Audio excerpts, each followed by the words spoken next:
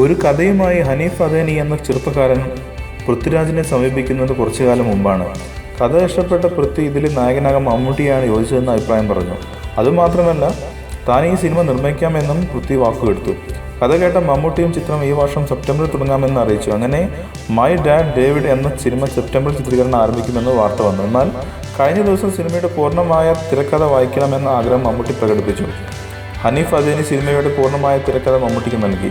തിരക്കഥ വായിച്ച മമ്മൂട്ടി ആദ്യ ത്രില്ലടിച്ചു. സെപ്റ്റംബർ വരെയൊന്നും കാത്തിരിക്കേണ്ട, ഉടൻ ഈ സിനിമ ചെയ്യാമെന്ന് അറിയിച്ചു. അങ്ങനെ മമ്മൂട്ടിയുടെ അടുത്ത പ്രൊജക്റ്റായി മൈ ഡാഡ് ഡേവിഡ് മാറുകയാണ്. സിനിമയുടെ ടൈറ്റിൽ മാറ്റാൻ സാധ്യതയുണ്ട്. ഒരു ഫാമിലി ത്രില്ലറാണ് ഈ സിനിമ. താരങ്ങളെയും മറ്റ് സാങ്കേതിക വിദഗ്ധരെയും തീരുമാനിച്ചു വരുന്നു. ജൂലൈയിൽ സിനിമയുടെ ഷൂട്ടിംഗ് തുടങ്ങും. മമ്മൂട്ടിയുടെ സ്റ്റൈലിഷ് കഥാപാത്രമായിരിക്കും ഈ സിനിമയുടെ ഒരു പ്രത്യേകത. തൃശ്ശൂർ, വാഗമൺ, കൊച്ചി എന്നിവിടങ്ങളിലായി ചിത്രീകരണം നടക്കും. കൂടുതൽ സിനിമാ വാർത്തകൾക്കും വിശേഷങ്ങൾക്കും ഇപ്പോൾ തന്നെ സബ്സ്ക്രൈബ് ചെയ്യൂ മലയാളം ക്രിയേഷൻസ്.